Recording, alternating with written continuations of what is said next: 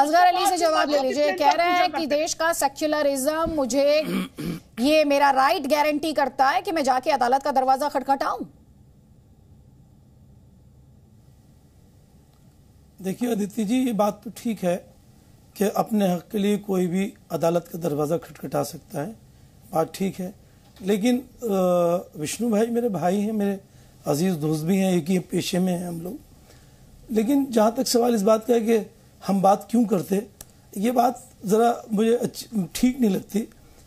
बात करने का जहाँ तक सवाल है, राम मंदिर के मौके पे भी बात की थी, वो भी एक मंदिर मस्जिद का ही मसला था। और हम राम मंदिर की बात नहीं कर रहे हैं। आप अभी यही कहेंगे कि भाई राम मंदिर की बात मत करिए, ज्ञानवापी मस्जिद की बात करिए, हम नहीं कर रहे हैं। विष्णु भाई, अगर आप देख लें उसको बैक करके, विष्णु भाई ने शुरू करी थी, राम मंदिर का शुरू में नाम लिया था। तो राम मंदिर की अगर हम बात करें, हमने उन चीज़ों को सब बातचीत हुई, उसके बाद कोर्ट ने फैसला दिया और कोर्ट ने अपने फैसले में कह दिया कि भाई यहाँ कोई मंदिर नहीं था, हम आस्था पे कर रहे हैं। तमाम हिंदुस्तान के मुसलमानों ने उसको माना। आप बताइए, अगर नहीं माना हो तो, अगर नहीं माना, अगर कैसे नहीं माना, आप जवाब लीजिए। आज तक माने में अगर नहीं मानते तो आप पहले लीजिए विष्णु शंकर जैन से, क्योंकि आप राम मंदिर पर लौट गए हैं और कोर्ट पर आप कह रहे हैं कोर्ट ने ये कहा कि आस्था पर डिसीजन दिया है। आप जवाब लीजिए असगर अली जी, आप कोर्ट की बात कर रहे हैं सर। एक ऐसा मामला जो सेटल हो चुका है, बार बार आप उसे लेकर आते हैं, अदालत जिसे तय कर चुकी है, आप उसे बार बार उठाते हैं। तो जवाब लीजिए विष्णु शंकर जैन, जवाब मैं एक बात कहना चाहता हूँ, असगर भाई मेरे अजीज दोस्त हैं, जरा राम मंदिर का पैरा 116, 117 वो आपके सामने कोट करना चाहता हूँ। सुप्रीम कोर्ट ने बात कही है कि जो मंदिर बनाने का संकल्प होता है वो अमर होता है, अमिट होता है। हो सकता है कोई मेरा मंदिर अर्थक्वेक से गिर जाए, बाढ़ में बह जाए, पर जो मंदिर बनाने का संकल्प रहेगा वो अमर रहेगा, अमिट रहेगा। 1510 में राम मंदिर के फैसले में सुप्रीम कोर्ट ने बात नोटिस की है कि गुरु नानक साहब ने वहां पे सरयू में स्नान किया और भगवान राम के मंदिर की पूजा की है। और साथ में एजेंडा पढ़िए जिसमें राम मंदिर के फैसले में स्कंद महापुराण और सारी पुराणों का जिक्र किया गया, और ये बात कही गई है कि जो सरयू में स्नान करके भगवान राम के मंदिर का स्नान करता है।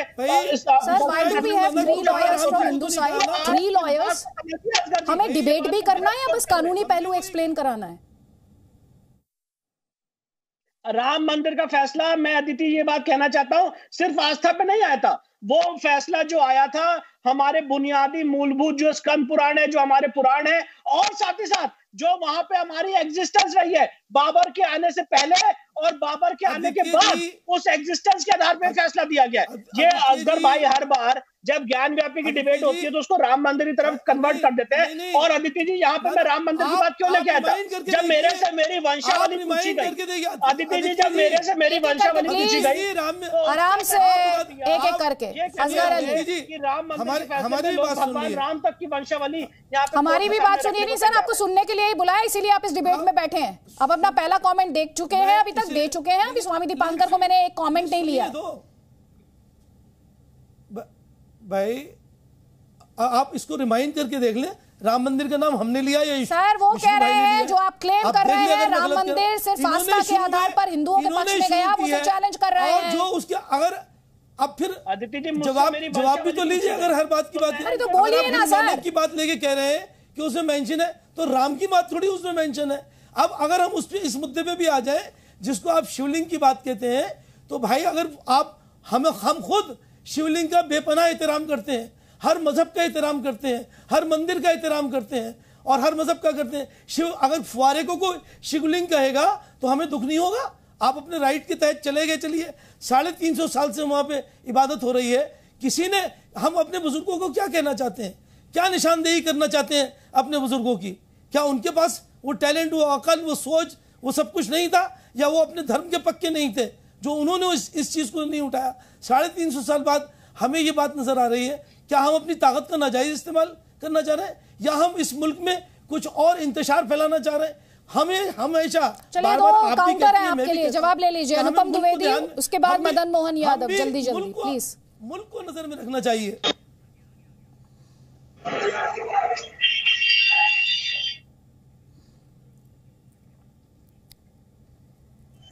अनुपम द्विवेदी जी, आप काउंटर करना चाह रहे थे, आपका जवाब। हाँ जी, देखिए ऐसा है कि जिस प्रकार का ये प्रश्न इनके द्वारा उठाया जा रहा है, फुवारा, इनको फुवारा के उस पर प्रश्न उठा दिया गया तो इनको दुख हो गया, तकलीफ हो गया। और शिवलिंग के एग्जिस्टेंस पे एक प्रश्न ये उठकर आता है कि 350 साल पहले क्या फुवारे का एग्जिस्टेंस था? अगर फुहारे का एग्जिस्टेंस था या फुहारा था तो इन्होंने दिखाया क्यों नहीं? जिस समय कमीशन की कार्रवाई हुई उस समय कहा गया कि इसमें कोई पाइपलाइन दिखाइए, कोई व्यवस्था दिखाइए। ये किस तरह की किसी तरह के पाइपलाइन और किसी प्रकार के ऐसी व्यवस्था दिखाने में असमर्थ रहे कि वहां फुहारा है। इनके द्वारा एक शीर्षक है मेमका, उस पर सीमेंट का स्ट्रक्चर बना दिया गया शिवलिंग के ऊपर और जबरदस्ती शिवलिंग को खंडित करने का प्रयास भी किया गया। और आज ये कहते हैं कि वो फुहारा है और फुहारा कहने से इनको कष्ट हो जाता है। हमारे शिवलिंग को ये खंडित करने का प्रयास करते हैं, हमारे शिवलिंग को नुकसान पहुंचाने का प्रयास करते हैं और आज ये कहते हैं कि वो फुहारा है और इनको फुहारा कहने से कष्ट हो जाता है। ये एक बड़ा विचित्र सा प्रश्न है। पहले ये एस्टैब्लिश करें कि क्या 350 साल पहले फुहारा का कॉन्सेप्ट हुआ था? असगर अली, क्या सिर्फ मेरा एक ही सवाल है बहुत छोटा सा कि क्या शिवलिंग के सारे कैरेक्टर उसमें हैं? क्या शिवलिंग अलग अलग पीसेस में हो सकता है? बहुत सारे, एक कैरेक्टर नहीं, मैं दसियों कैरेक्टर की बात करता हूं। अगर आप इस तरीके की बात करते हैं, ये बात दूसरी है कि हमने अदालत के सुपुर्द किया है, अदालत जो कहेगी आप भी मानोगे हम भी मानेंगे, ये एक अलग बात है। लेकिन आप उसको हमेशा हमारे ऊपर रख देते हैं। हम तो ये बात कह रहे हैं, हम आपके फेवर की बात कह रहे हैं कि अगर आप फुहारे को शिवलिंग कहेंगे तो ये शिवलिंग की तौहीन है। हमें ये बात बहुत बुरी लगेगी। आप अभी दावे से कह देते हैं, आज किसी अदालत ने फैसला दिया, आप जवाब दें। किसी अदालत का कोई फैसला इस पर आप जवाब दें, क्या शिवलिंग के कैरेक्टर हैं क्या? आदित्य जी देखिए कितनी बड़ी विडंबना है। आप इस बात को जरा देखिए, जब हमने कोर्ट में एप्लीकेशन दी कि ये शिवलिंग का जो कैरेक्टर है उसको असर्टेन कर लिया जाए और ये स्थापित कर दिया जाए कि ये शिवलिंग है कि फव्वारा है, तो मुस्लिम पक्ष का उसमें ऑब्जेक्शन आता है। और ऑब्जेक्शन क्या आता है?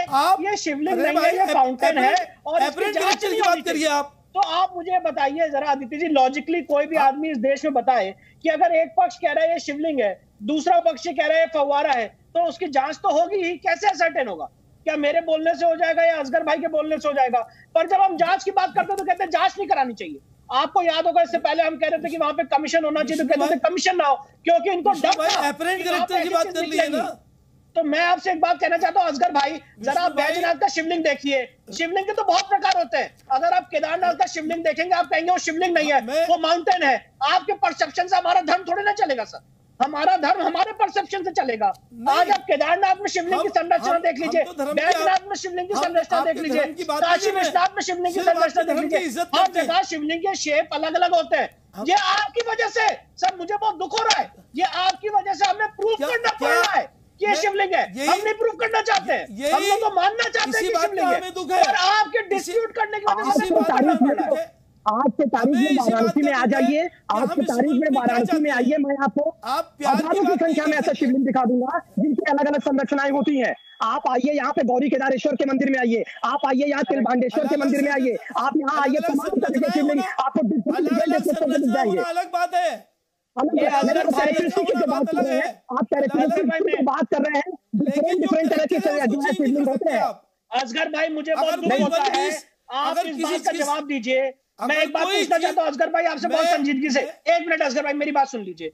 आप मुझे बताइए, मुस्लिम पक्ष ने, मेरी बात सुनिएगा, मैं आपको ऑन रिकॉर्ड बता रहा हूँ, जब हमने ये मांग की कि भाई शिवलिंग की एसआई द्वारा जांच की जाए बिना उसको खंडित किए हुए, बिना उसको टच किए हुए, बिना उसको क्षति पहुंचाए हुए, और ये असर्टेन किया जाए कि ये शिवलिंग है कि फाउंटेन है, तो उसका विरोध मुस्लिम पक्ष ने क्यों किया कोर्ट में? अंजुमन इंतजामिया ने, उन्हें तो उस बात से एग्री होना चाहिए था कि यहाँ जांच हो जाए, पर आप जांच नहीं होना देना चाहते। तो मैं अरे विष्णु भाई आप ये बताइए कैसे उसकी जांच होगी जब तक उसको टच नहीं किया जाएगा? सुप्रीम कोर्ट ने मना कर दिया कि आप उसको कोई क्षति नहीं पहुंचाएंगे, आप टच नहीं करेंगे उसे।